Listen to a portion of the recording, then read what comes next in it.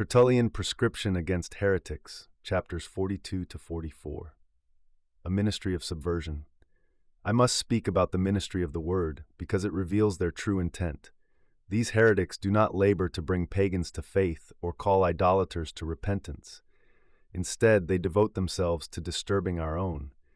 Their pride is not in raising up those who are down, but in bringing down those who stand. Their work is not constructive, but destructive. They do not build their own house, they tear down ours.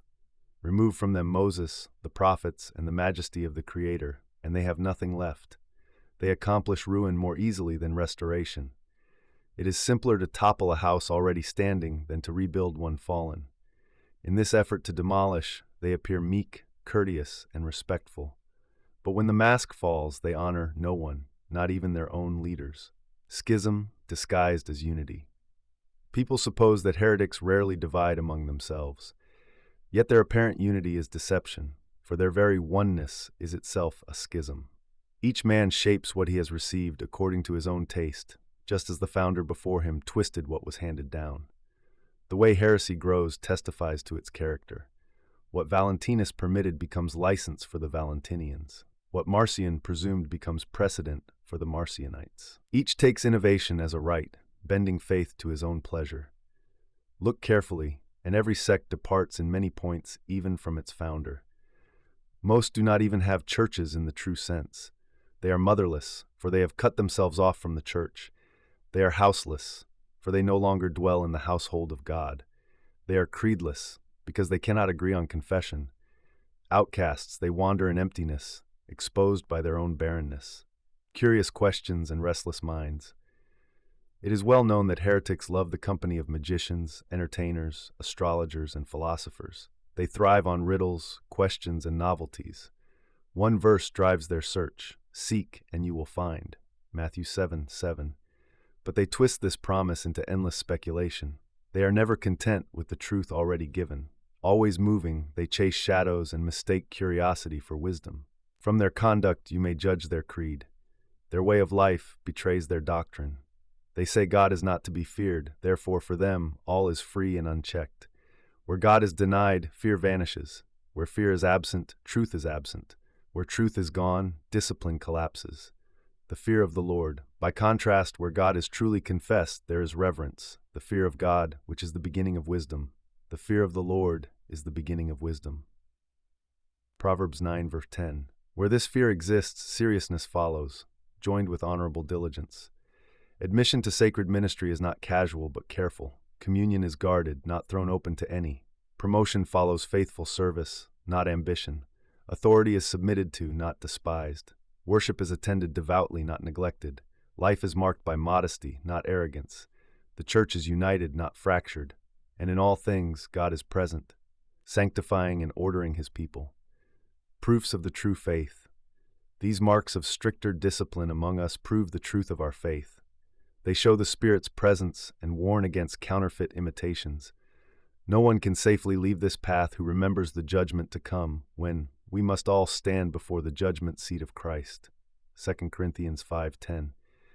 There every person must give account, not first of deeds, but of faith itself. And what will those say who have corrupted that faith, the virgin entrusted by Christ, with adulterous teachings? Will they claim that Christ and his apostles never warned them? Will they say, the Lord and his messengers failed to prepare the church against false teachers? Shall the blame be cast on Christ for silence, or on the apostles for neglect? Their excuses will not stand. Boasting in false signs, perhaps they will appeal to their teacher's authority. Did they not work mighty deeds? Did they not heal the sick, raise the dead, foretell the future? Surely such power proves they were apostles. But the Lord already forewarned that many would come, working signs in defense of lies. Matthew 24:24. Wonders do not sanctify falsehood. Miracles do not make blasphemy holy. Shall they then be forgiven because they dazzled with signs? And shall those who clung firmly to the apostolic warnings be denied pardon? Such an outcome would make Christ himself contradict his word. Imagining a fickle Christ.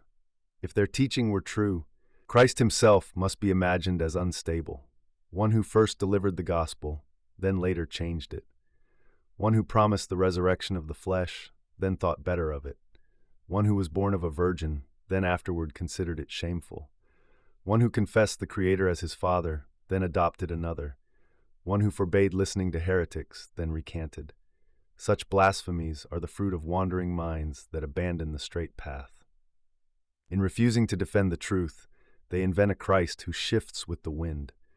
But a Christ who changes his promise, retracts his word, or disowns his Father is no Christ at all. A rule against all heresies. For now, I have spoken in general, showing that all heresies must be refuted by definite, equitable, and necessary rules. Even apart from Scripture, their very method betrays them. They begin in self-will, proceed by innovation, and end in contradiction.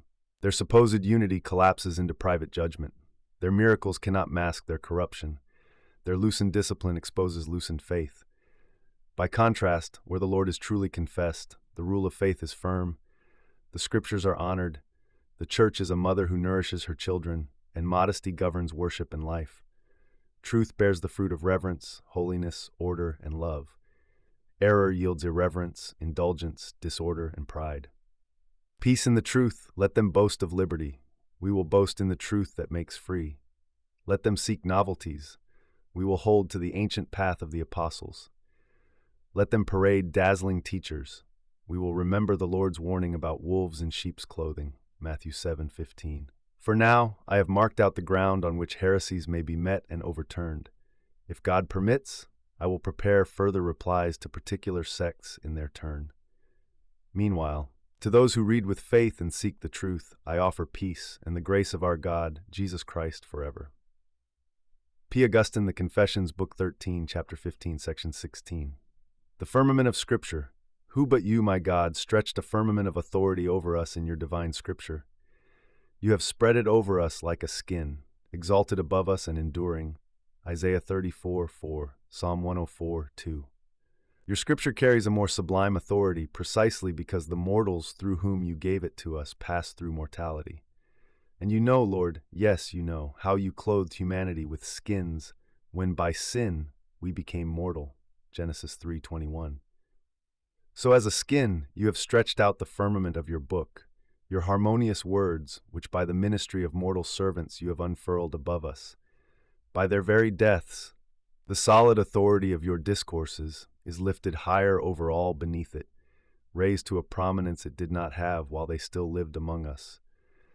Not yet had you spread abroad the heavens like a skin, not yet had the report of their deaths resounded everywhere. Psalm 4:2. Now their passing has been preached throughout the world, and thus the canopy of your Scriptures stands above us, stretched wide, weighty with authority, and sheltering all who dwell beneath it. O Thomas Aquinas, Summa Theologica, Part 1-2, Question 21, of the consequence of human actions by reason of their goodness and malice combined. Early Church Fathers, October 8th, readings, question. Of the consequence of human actions by reason of their goodness and malice combined, objection. It seems that good and evil cannot both be present in the same human action. For what is good is wholly opposed to what is evil. If the will inclines to the good, it cannot at the same time incline to evil. Therefore, an action cannot be both good and evil together. Responsio. I answer that good and evil are not contraries in the same way as black and white. They are said of actions under different aspects. An act can be good in one respect and evil in another. For example, a person may give alms. In itself, this is a good act, since it relieves the poor. Yet if the one giving does so for vainglory, then under that intention it is evil. Thus the same action may combine both goodness and malice, though not in the same respect. Good regards the due order of the act to its proper end, while evil regards its disorder in relation to some other circumstance. Therefore, a single act can bear both notes, provided we distinguish its diverse relations. Quick summa. An act may be good in one respect and evil in another, according to its different aspects. The mixed cup. William once poured water into a cup of wine. In itself, this was a good act, since the wine was strong and needed tempering. Yet when he gave it to his brother, he did so out of spite, mocking him for weakness. Thus the one act was both ordered to a good effect and tainted by malice. So it is with human actions. They can carry goodness and corruption together, depending on the root intention and circumstance.